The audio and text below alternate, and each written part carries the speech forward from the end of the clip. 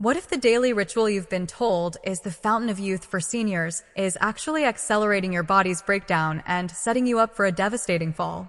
Most folks believe that the more you stroll after 70, the healthier you become. But what if we revealed that this well-intentioned practice might actually be hastening certain aspects of aging in your system?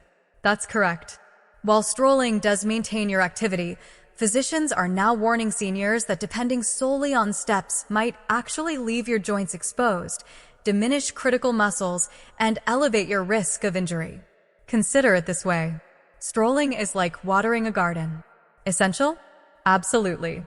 But without sunshine, nutrients, and robust roots, the garden still deteriorates. After 70, your system requires more than just repetitive motion. It demands variety, support, and targeted conditioning to remain strong, agile, and self-sufficient. We are specialists in senior prostate health with many decades of clinical experience. In this presentation, we'll share 5 essential doctor-backed alternatives to strolling that help seniors live longer, stay pain-free, and move with youthful vigor. Stay with us. The final one may astonish you, and it could be the most crucial factor in how well you age. If you are still watching this video and find this information helpful, please comment with the number 1 below to let me know you're still here.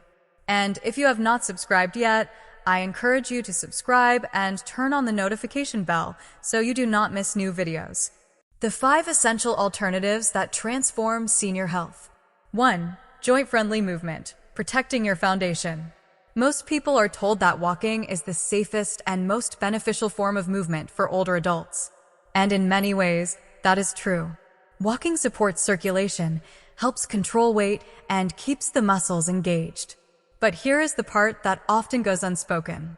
Repetitive walking on hard surfaces, especially without proper joint support, can slowly cause more harm than good. For adults over 70, the body no longer recovers the way it once did. The natural cushion between the bones becomes thinner, and the muscles that once held everything together may not be as strong as they used to be. If those support systems are not maintained, the act of walking, which is meant to heal, can actually begin to wear down the very foundation of your mobility. Let us consider the example of Malcolm, a 79-year-old retired architect who prided himself on his daily walks. 3 miles a day was his routine. But over time, his knees began to ache, and his ankles became sore. He thought it was just old age catching up, but his orthopedic doctor told him otherwise. His cartilage was thinning from years of overuse without enough muscular balance. The doctor explained it like this: walking without muscle strength is like building a house on soft soil. Eventually, everything starts to sink. Malcolm made a decision. He replaced some of his walks with exercises that were easier on his joints. He joined a local water aerobics class where the water supported his body while gently working his muscles. He bought a recumbent bike, which allowed him to cycle without putting pressure on his knees. And he added chair-based yoga to his mornings to regain flexibility and strength. The changes were subtle but powerful. Within a few weeks, the swelling eased. He no longer dreaded his walks. They became enjoyable again. The real lesson here is that the body craves movement, but it also craves variety. By choosing joint-friendly activities such as water workouts, tai chi, seated resistance training, or cycling, you give your body a chance to heal while still keeping your heart strong. You are not avoiding movement. You are evolving it. And that is the smartest way to protect your foundation for the years to come. If you are still watching this video and find this information helpful, please comment with the number 5 below to let me know you are still here. And if you have not subscribed, I encourage you to subscribe and turn on the notification bell so you do not miss new videos. Your support helps us continue to create good content to inform and inspire you. 2. Strength exercises, your body's aging shield. Walking is excellent for movement. It helps the heart, clears the mind, and gets the blood flowing. But there is one truth most people do not realize until it is too late. Walking alone will not rebuild what time naturally takes away.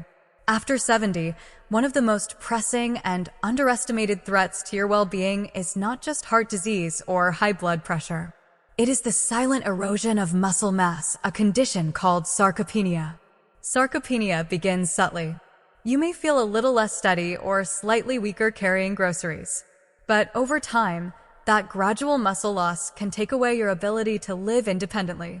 It affects balance, slows your metabolism, and increases your risk of falling. And the worst part? It often happens even when you stay active. Let us look at Helen, a 72-year-old retired librarian.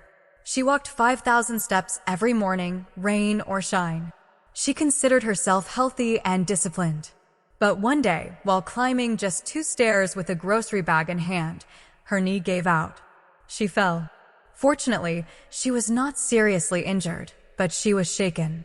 Her doctor explained that while walking kept her moving, it did not challenge the major muscle groups that support strength and coordination. That was a turning point. Helen began adding basic resistance movements to her daily routine. She did wall push-ups in the hallway, lifted water bottles during television commercials, and practiced chair squats every morning.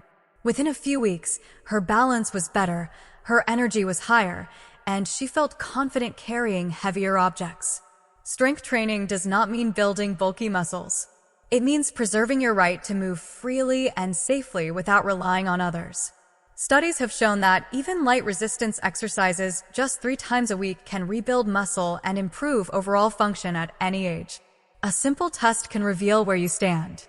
Sit in a sturdy chair and try standing without using your hands.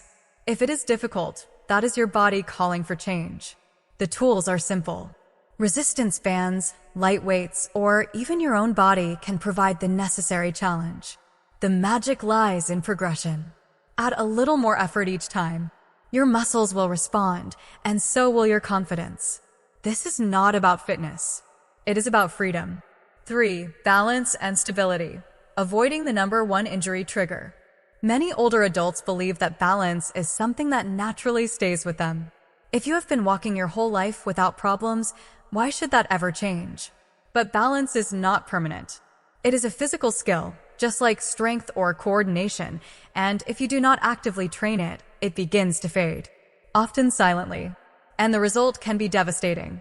Did you know that the leading cause of injury-related hospitalizations for adults over the age of 70 is not illness or poor nutrition? It is falling. A simple misstep, a slight loss of footing, and a person can suffer a broken hip, a concussion, or even a permanent decline in mobility. Let us take the story of David, a 75-year-old retired bus driver. He was used to walking with confidence around his neighborhood. But one afternoon, while stepping off a curb he had crossed hundreds of times before, his foot faltered. He barely caught himself from hitting the pavement. That moment rattled him. He realized that something had changed. His doctor did not prescribe more walking. Instead, she introduced him to targeted balance exercises. Standing on one foot while brushing his teeth, walking heel to toe in a straight line, shifting weight side to side while standing barefoot. Within a few weeks, David noticed he no longer reached for the walls or grabbed onto chairs as he moved through his home. He felt steady again.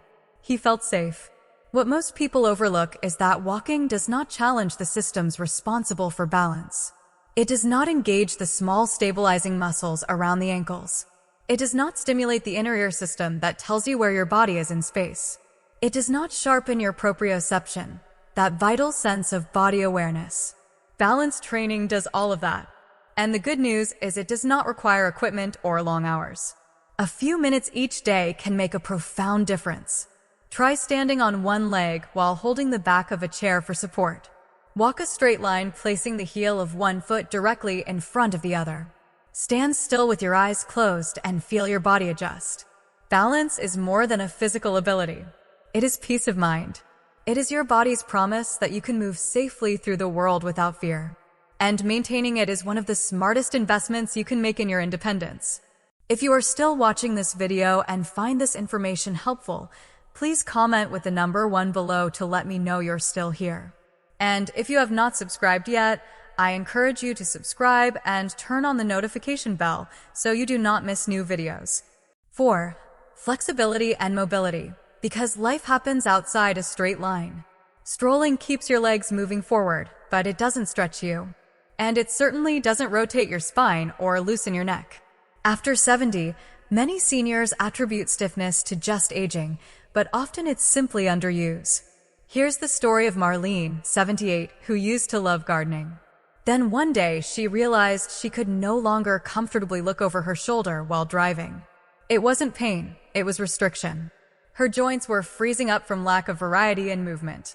Her physical therapist didn't prescribe medication. She prescribed mobility drills, neck rotations, arm sweeps, toe touches, gentle spinal twists in a chair.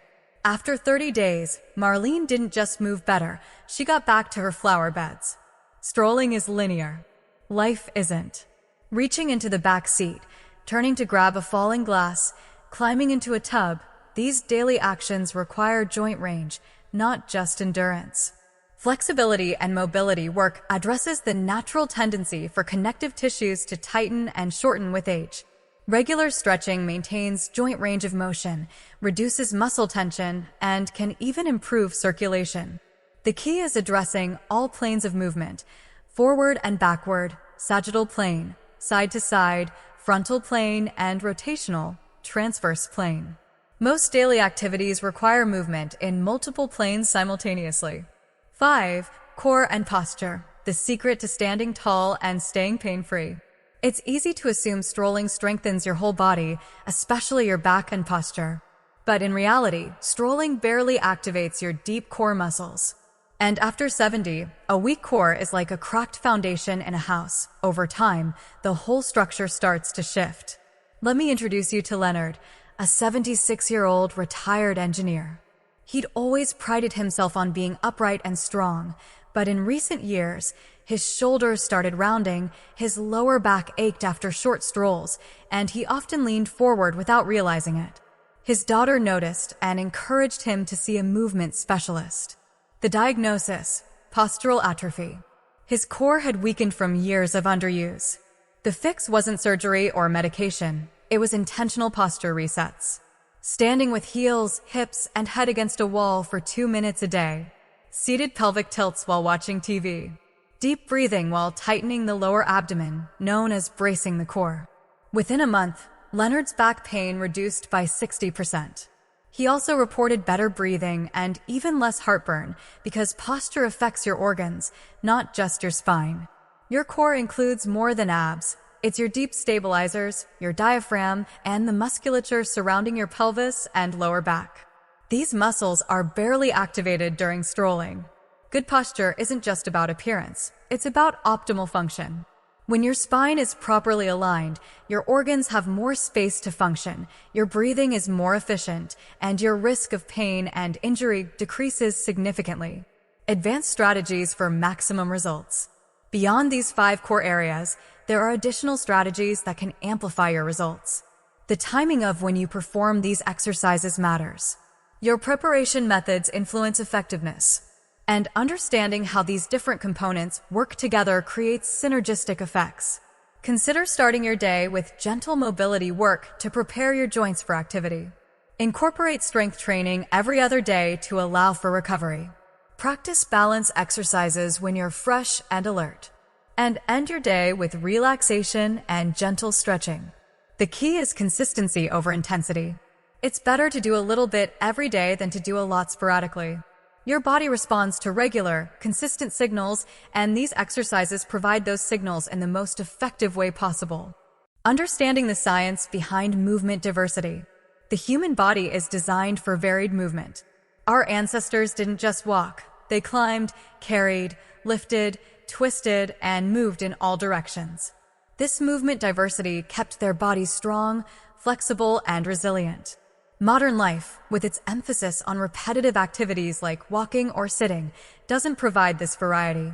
As a result, we develop imbalances, weaknesses, and restrictions that can lead to pain and injury.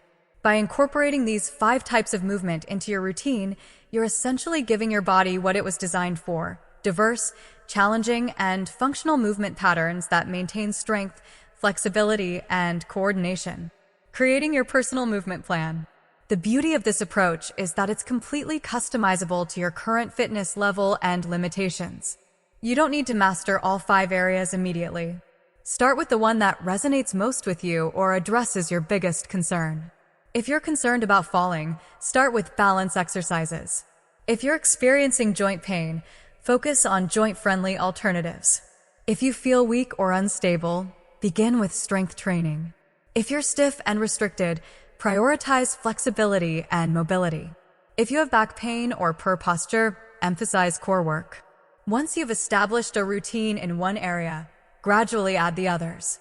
The goal is to create a well-rounded movement practice that addresses all aspects of physical fitness and functional ability. The psychological benefits of movement diversity. What we've observed over many decades of practice is that these movement changes create psychological benefits that extend far beyond the physical improvements. When a person feels stronger, more balanced, and more capable, it affects every aspect of their life. They become more confident in their daily activities. They're less fearful of falling or getting hurt.